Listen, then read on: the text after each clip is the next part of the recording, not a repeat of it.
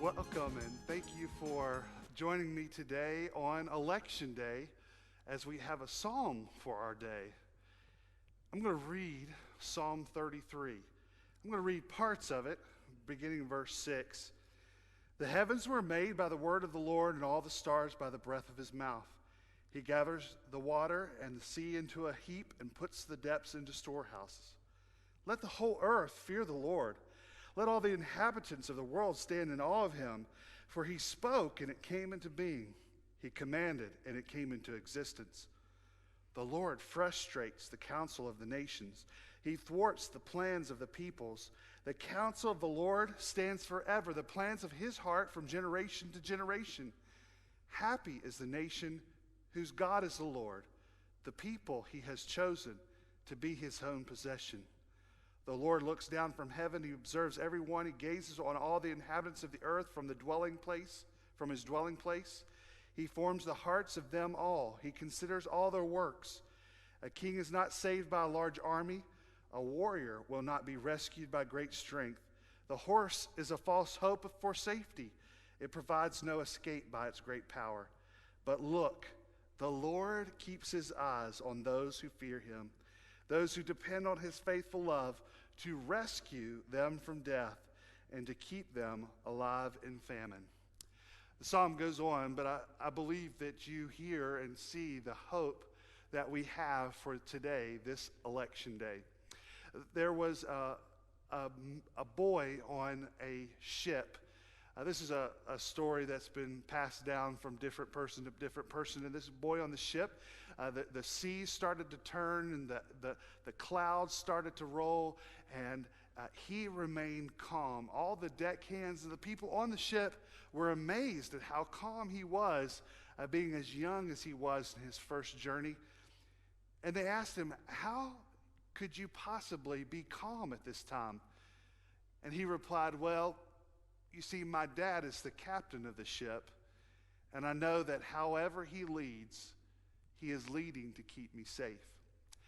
I want to encourage you today, because as we face this election day, many of us will face the outcome of this election today. Maybe we find out tonight, maybe we found out in the next few days the outcome. We've been facing it with fear, with anxiety, concern.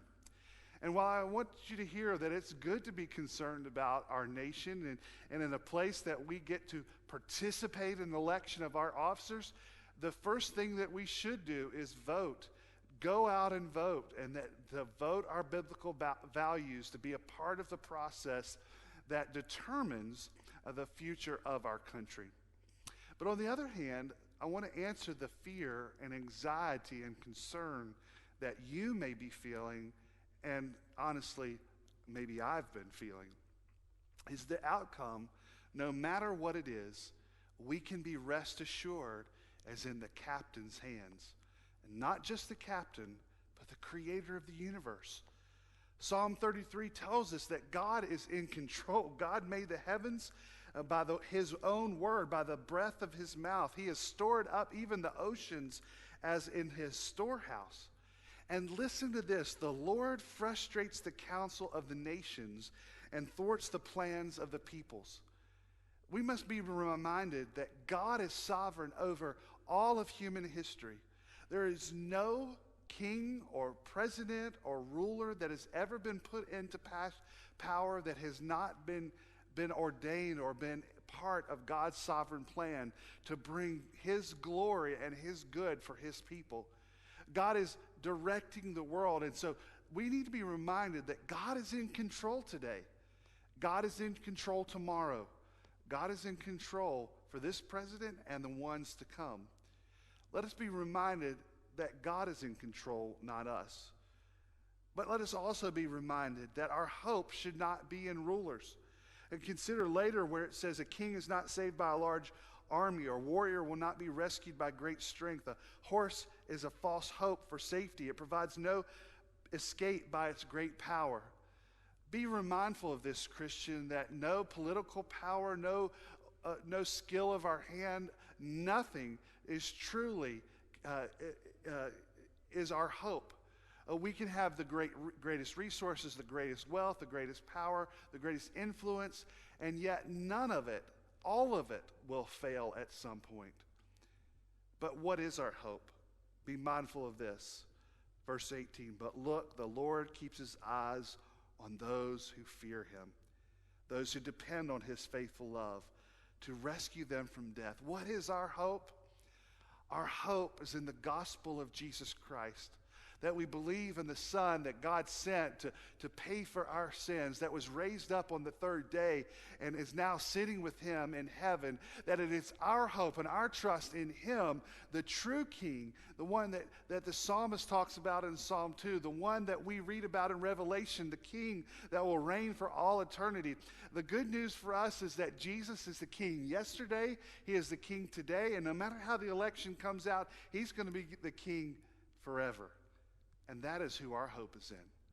So I encourage you, number one, if you're watching today, do you have a trust and a personal relationship with Jesus Christ? I hope that you will trust in him for your salvation. But number two, believer, I hope that you rest in this assurance that Christ is our King, that Christ is our salvation. We are not citizens of this earth, but we are citizens of heaven, in whom our future holds. But there is a reminder in this. Happy is the nations whose God is the Lord, and the people he has chosen to be on his own possession. Let us be prayerful about the hope of our country. Let us be reminded that we as God's people are what makes the difference in our country.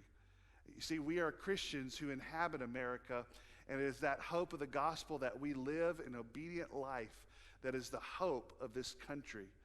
So it is our nation whose God is Lord.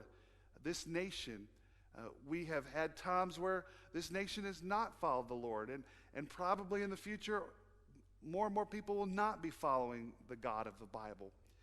But for us, our hope is in God, who will always be our King. So stand strong today. Vote your values. Go and vote. Pray for our president.